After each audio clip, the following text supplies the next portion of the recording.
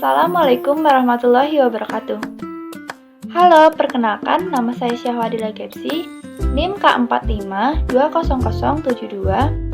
Saya merupakan mahasiswa Prodi Pendidikan IPA kelas B FKIP UNS 2020. Di sini saya ingin membahas sedikit mengenai momentum dan impuls.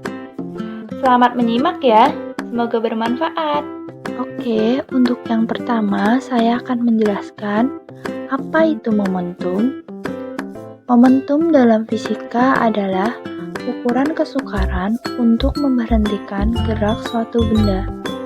Momentum merupakan suatu besaran vektor. Secara matematis, rumus momentum yaitu P sama dengan M kali V, di mana P sama dengan momentum, M sama dengan massa benda, dan V sama dengan kecepatan benda. Di sini saya akan memberikan salah satu contoh soal yang berkaitan dengan momentum benda. Sebuah benda mempunyai massa 2,5 kg. Hitunglah momentum benda saat kecepatannya 3 meter per second. Diketahui massa benda sama dengan 2,5 kg. Kecepatan benda sama dengan 3 meter per second. Ditanya, besar momentum benda tersebut.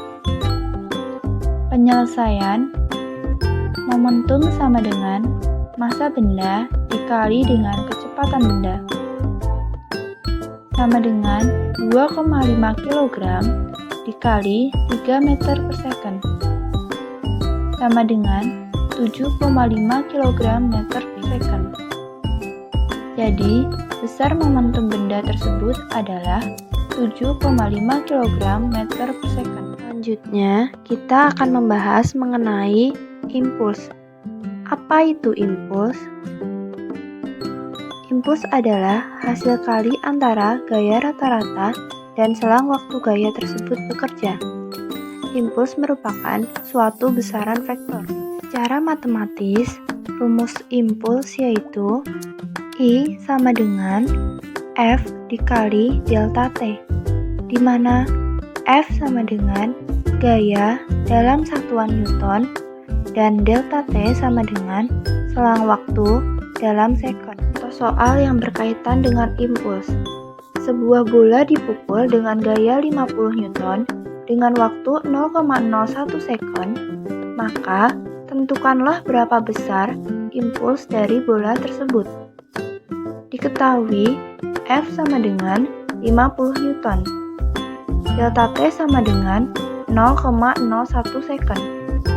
Ditanya, I sama dengan penyelesaian. I sama dengan F kali delta T. Sama dengan 50 Newton dikali 0,01 second. I sama dengan 0,5 Newton second. Jadi, impuls dari bola tersebut adalah 0,5 Newton second. Lalu, apa sih hubungan momentum dengan impuls? Hukum Newton mengatakan bahwa gaya yang bekerja pada sebuah benda akan sama dengan perkalian massa dan percepatannya. Dengan adanya pernyataan tersebut, maka akan didapatkan sebuah rumus seperti berikut.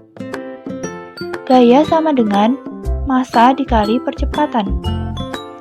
Apabila kita masukkan ke dalam sebuah rumus, impuls sama dengan gaya dikali perubahan waktu, maka akan muncul sebuah rumus yang baru seperti berikut.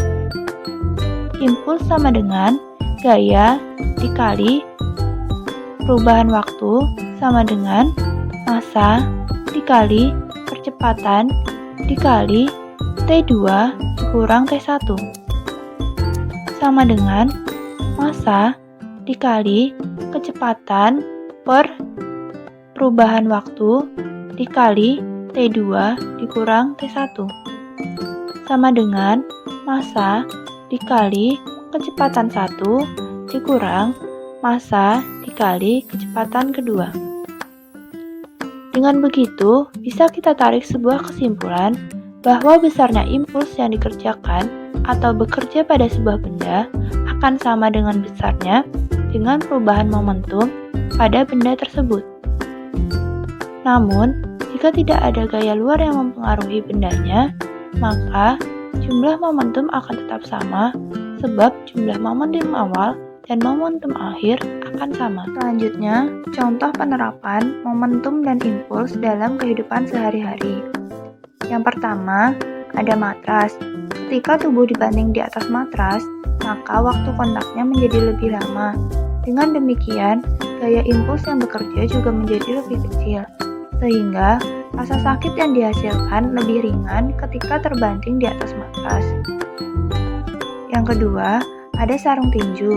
Sarung tinju dibuat empuk dengan tujuan agar waktu kontak terjadi lebih lama, sehingga gaya yang dirasakan lebih kecil.